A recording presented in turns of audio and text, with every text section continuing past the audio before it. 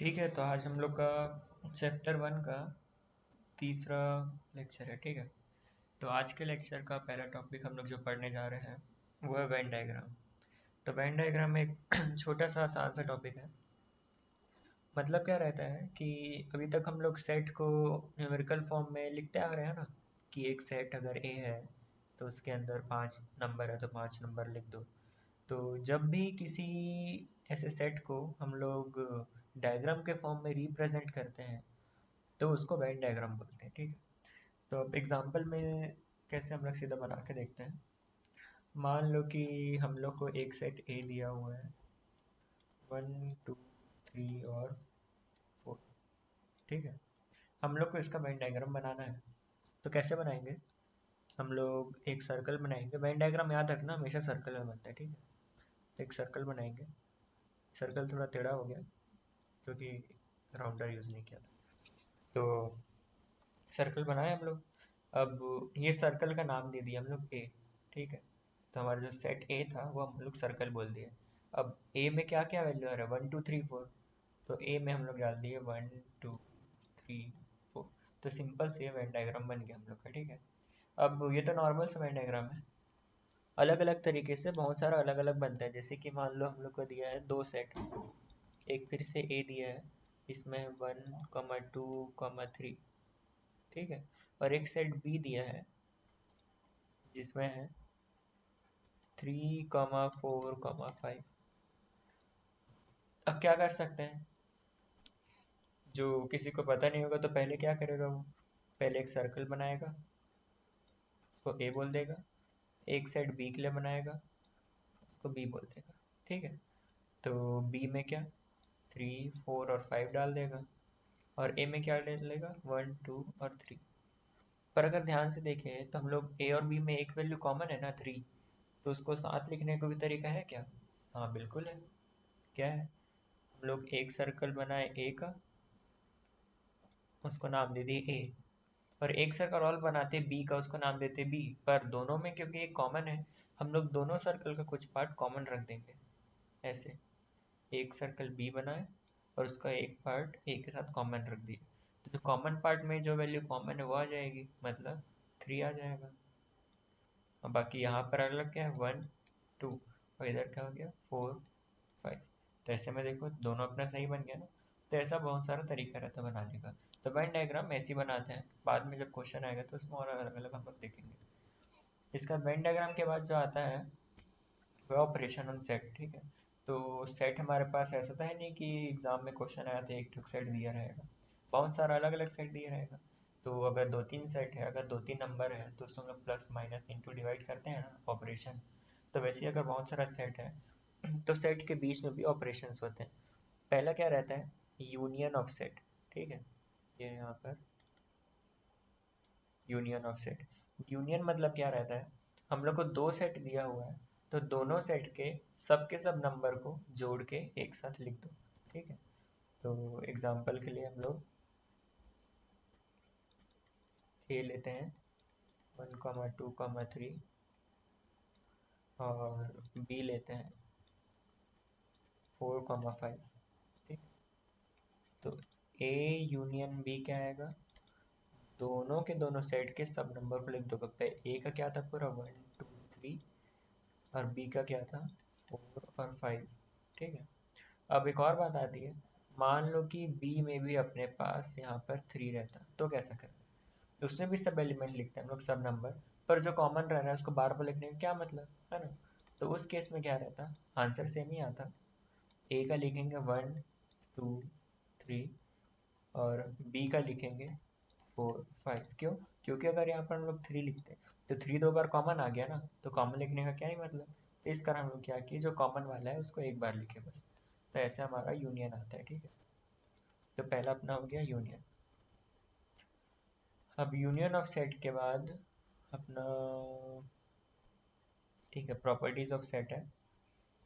तो properties of set 4 property रहती है, उसमें से मोस्टली पहला वाला और दूसरा वाला सबसे कॉमन इम्पोर्टेंट रहता है। पहला क्या बोल रहा है?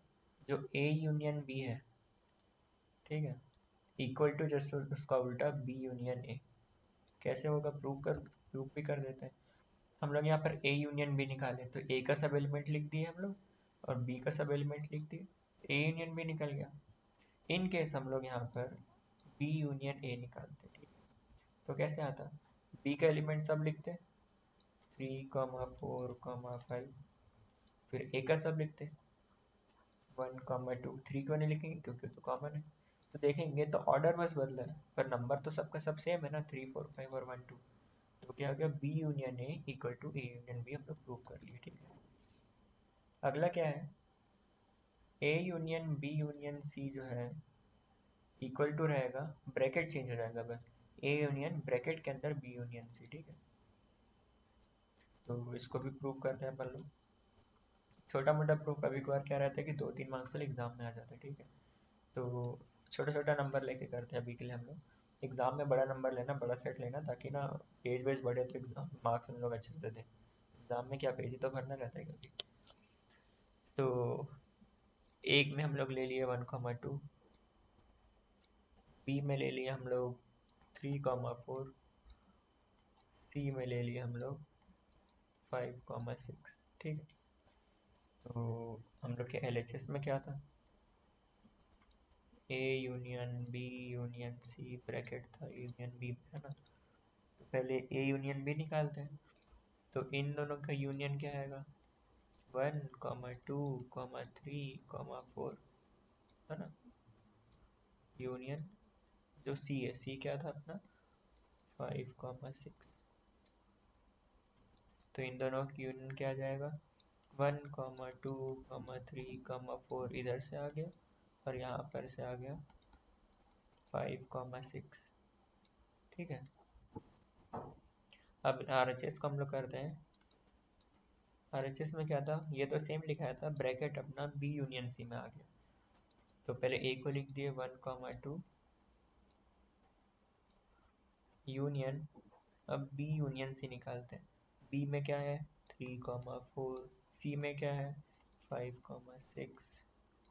अब इन दोनों का यूनियन क्या आ जाएगा, 1, 2, 3, 4, 5, 6, ठीक है। तो हम लोग देखेंगे तो दोनों तो इक्वल हो गए हैं, LHS और RHS यहाँ पर, ये दोनों। तो ये भी क्या हो गया, प्रूव हो गया। अब आखिरी जो दो है वो तो देख के ही पता चल जाएगा, ये जैसे दिया है।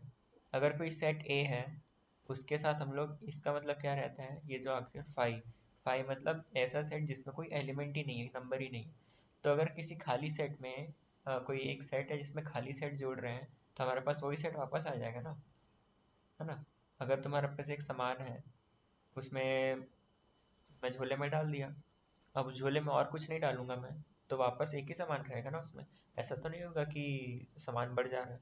तो वही है एक सेट अपने पास ए है और एक खाली सेट है, तो अगर दोनों सेट का यूनियन लेंगे तो हम लोग को वापस पुराना सेट ही मिलेगा, क्योंकि हम लोग कुछ एक्स्ट्रा जोड़ ही नहीं रहे हैं। और दूसरा क्या है, दूसरा वाले यहाँ पर अगर एक सेट ए है उसका यूनियन उसी के साथ कर दें तो सेम मिलेगा, क्यों, मान लो कि एक सेट ए है, तो अगर हम लोग यहाँ पर ए यूनियन ए करते हैं तो पहले ए का आ जाएगा 1, 2, अब फिर से ए का 1, 2 आएगा, पर हम लोग लिखेंगे तो सिर्फ कॉमन कॉमन ना।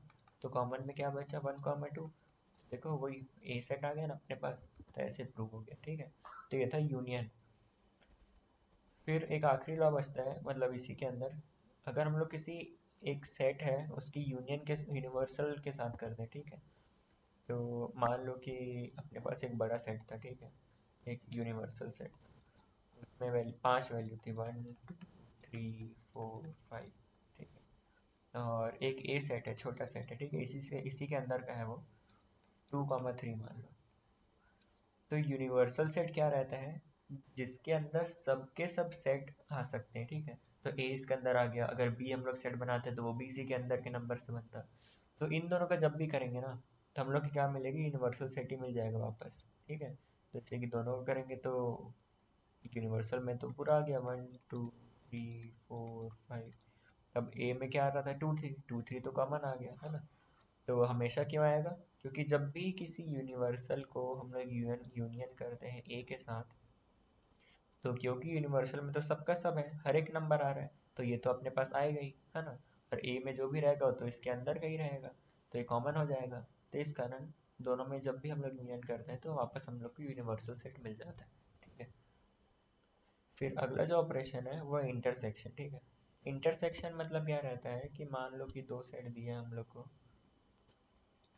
एक ए है 1 2 3 और एक बी है 2 3 4, ठीक है। इंटरसेक्शन में हम लोग दोनों का कॉमन एलिमेंट निकालते हैं, ठीक है। तो ए में 1 है, बी में नहीं है, ए में 2 है और बी में 2 है, ए में 3 है और बी में 3 है, और 4 तो नहीं है दोनों में, तो कॉमन क्या था, 2 और 3, ठीक है। तो मतलब इंटरसेक्शन में कॉमन निकाल रहे हैं, 2 3 आ जाएगा, ठीक है। तो ऐसे इंटरसेक्शन हो गया। यूनियन में हम लोग जोड़ के सबका सब लिख देते हैं, इंटरसेक्शन में हम लोग कॉमन निकाल के लिख देते हैं, और फिर जो भी हम लोग की प्रॉपर्टी है वो सेम टू सेम रहेगी। तो ऊपर यूनियन में पढ़े थे हम लोग उसका, ठीक है। इसके बाद फिर वेन डायग्राम मोस्टली ये था, जैसे कि मैं दो इंटरसेक्शन वाले का बताया था, तो ऐसे इसमें तीन के साथ कर दिया। इसके बाद फिर एक्सरसाइज पे आ जाता है। पहला क्वेश्चन मतलब यूनियन निकालना है दोनों का, तो जो एग्जांपल दिया उससे कर ही लोगे सबके सब अपना, है ना। और फिर सिक्स्थ क्वेश्चन करके देखते हैं अपन लोग। क्या बोल रहे हैं कि एक ए सेट है, एक बी सेट है और एक सी और एक चार सेट दिया है। हम लोग को बहुत सारा अलग अलग चीज़ निकालना है, ठीक है। तो अलग अलग में क्या है, इसमें नंबर बढ़ा दिया है बस। नंबर बढ़ाने के बाद मतलब क्वांटिटी ऑफ सेट बढ़ा दिया है। उसके बाद हम लोग को सबको यूनियन इंटरसेक्शन ही करना है, जैसे कि ए इंटरसेक्शन भी करना है मान लो, ठीक है। तो एक तो कर लेते हैं और यहाँ पर हो गया ए और ये हो गया बी। इंटरसेक्शन मतलब हम दोनों को कॉमन निकालना है ना। तो कॉमन क्या क्या आ रहा है, बी में 7 9 11 13 है। तो कौन कौन सा बी का एलिमेंट ए में है देखना है। तो 7 9 और 11, मतलब ए इंटरसेक्शन बी की वैल्यू हो जाएगी 7 9 11, ठीक है। ऐसे ही करके हम लोग को बाकी को भी सॉल्व करना है। नहीं होगा तो कमेंट बॉक्स में डाल देना, मैं अगले में डाउट में फिर से बता दूंगा ये, ठीक है। और मैं ठीक है यूनियन कर लिए, इंटरसेक्शन कर लिए। अच्छा ठीक है, इसका बाद एक माइनस करके है, माइनस वाला आखिरी ऑपरेशन रहता है, उसको करते हैं। माइनस जैसा नाम है वैसा काम है, तो मतलब हटा देना। ए में मान लो कि से कोई सा भी ले लेते हैं 2 3 5 7, ठीक है।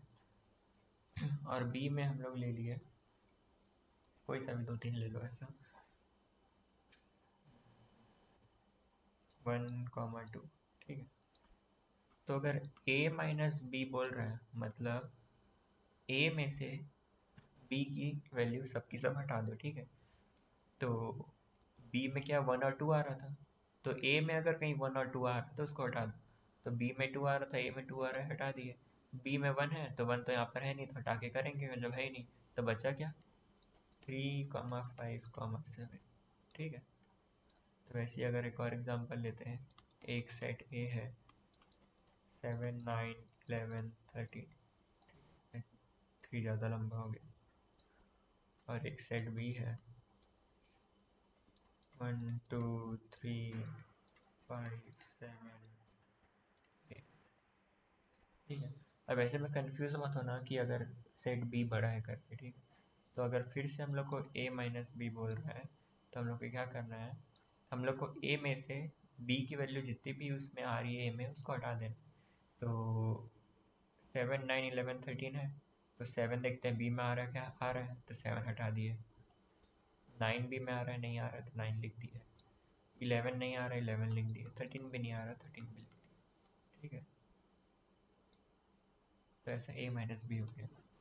तो यू मतलब यूनियन हो गया, इसका मतलब ऐड होता है, सबको जोड़ दो। उल्टा यू मतलब इंटरसेक्शन हो गया, इसका मतलब होता है जस्ट इसका उल्टा सब्ट्रैक्ट। और इसके बाद एक माइनस आता है, सब्ट्रैक्ट नहीं लिखते हैं, सब्ट्रैक्ट थोड़ा गलत हो जाएगा, इसको लिख देते हैं कॉमन, दोनों में जो कॉमन वैल्यू है वो। फिर एक आता है एक माइनस वाला, इसको बोल देते हैं, मतलब इसका नाम तो है नहीं, तो इसको काम क्या रहता है इसका, सब ट्रैक करना। ठीक है ऐसे। तो ये 3 चीज़ आज पढ़े हम लोग, जाके सॉल्व करना एग्जाम्पल है आर डी शर्मा वगैरह से। डाउट आता है तो फिर तो लिख ही देना, बता दूंगा वो। ठीक है, तो आज के लिए इतना ही। अगला फिर हम लोग अगले वीडियो में देखते हैं। बाय।